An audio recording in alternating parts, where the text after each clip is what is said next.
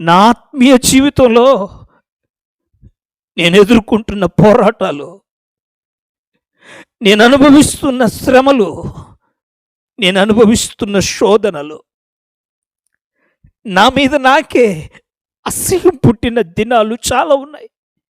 నా ఊహ తెలిసినప్పటి నుంచి ఏ రోజు నేను సంతోషంగా లేను. ఎందుకు ఈ జీవితం అని. ఓ ప్రక్కన కుటుంబ సమస్యలు, ఆర్థిక పరిస్థితులు, కుటుంబంలో అనారోగ్యాలు, కుటుంబం మీద పెచ్చరిల్లిపోతున్న భయంకరమైన శ్రమలు. ఓ ప్రక్కనేమో నా సేవ జీవితంలో ఈ దీన సేవకుడు ప్రార్థిస్తే ఎన్నో అద్భుతాలు జరుగుతున్నాయని, ఎన్నో మహత్కార్యాలు జరుగుతున్నాయని వారు చెప్పే సాక్ష్యమును చూస్తే నాకు ఆశ్చర్యం కలుగుతుంది. కానీ నా కుటుంబ జీవితంలో నాకు జన్మనిచ్చిన నా తల్లి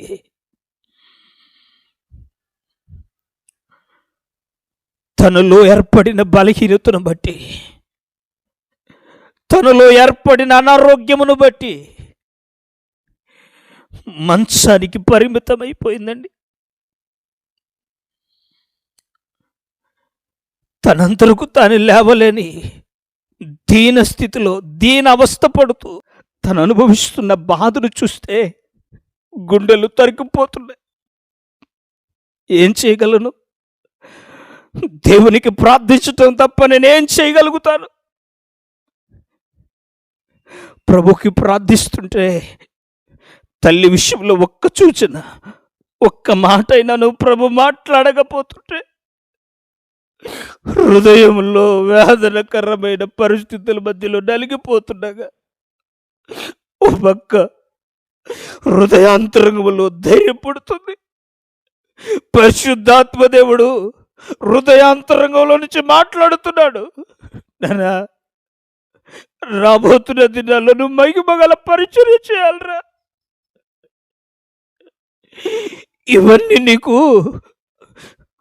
ఇవన్నీ రాబోతున్న దినాల్లో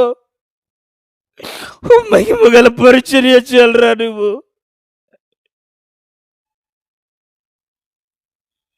ఇవన్నీ నీకు అనుభవాలు. అనుభవం లేకుండా నువ్వు సేవకు వెళితే నువ్వు అప్పచెప్పాలైపోతావు నాన్న. అనుభవం లేకుండా నువ్వు సేవకి వెళ్తే అప్పచెప్పాలైపోతావు. ఇవన్నీ నీకు అనుభవాలని పరిశుద్ధాత్మదేవుడు మాట్లాడుతుంటే, పరిశుద్ధాత్మదేవుని స్వరాన్ని వింటున్నప్పుడు హృదయం తేలికపడుతుంది. ఇవన్నీ నీకు అనుభవాలురా. ప్రజలు అనేక మంది బంధకాల్లో ఉన్నారు నాన్న. ప్రజలు అనేక మంది అవసరతలతో నలిగిపోతున్నారు. ప్రజలకు దేవునికి మధ్యలో మధ్యవర్తి స్థానాన్ని చేయగలిగిన వాడు ఒకడు కావాలరా నాకు.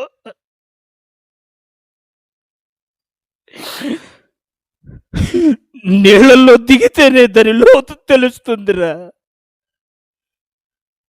పైన వాడికి దాని లోతు తెలియదు నాన్న, దాని అనుభవం తెలియదురా. అందుకే నీ కుటుంబాన్ని నేను నిలుపడానికి గల కారణం, నిన్ను నీ కుటుంబాన్ని విడిచిపెట్టడానికి గల కారణం, బంధకాల్లో ఉన్నవారు నీ దగ్గరకు వస్తే, అంధకారంలో ఉన్న మనిషిని దగ్గరకు వస్తే, బాధల్లో ఉన్న మనిషిని దగ్గరకు వస్తే నీ కుటుంబం గుర్తుకు రావాలరా.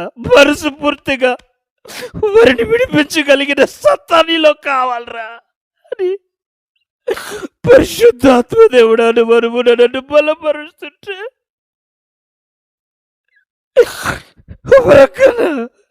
హృదయంలో ఆక్రందన, మరో ప్రక్కన దేవుని మహిమగల పరిచర్య చేయటానికి ఉన్నతమైన పాఠం, బ్రద్దలైన సందుల్లో నిలిచి సేవ చేయటం అంటే అది సామాన్యమైన విషయం కాదు.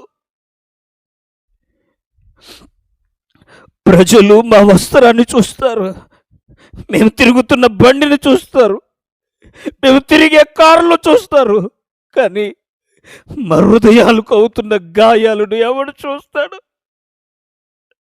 ఓ ప్రక్కన ఆత్మలు నలిగిపోతున్నాయి. ప్రజలను బంధకాల్లో విడిపించబడాలి, ప్రజలను నాశనకరమైన ఊబిలో నుంచి బయటకు తేవాలని ఒక తపన. పట్టుకుంటుకొచ్చిన సేవకులు కాదు, బ్రతుకు తెరువు కొరకు బైబిల్ పట్టుకొని వచ్చిన వారు కాము మేము. దేవుని నిత్య సంకల్పము మా ఎడల జరిగించబడాలని, ప్రజలను బంధకాల నుంచి విడిపించాలని శాపంలో మూలుగుతున్న అనేక కుటుంబాలను, శాపంలో మూలుగుతూ శాపంలో నలిగిపోతూ గాఢాంధకారంలో ఉన్న ప్రజలను విడిపించడానికి మహిమగల తన పరిచర్యలో ప్రభు వాడుకోవాలని ప్రార్థన చేయమని ప్రభు పేరిట మీకు మనవి చేస్తూ ఈ మాటలు ముగిస్తున్నాను.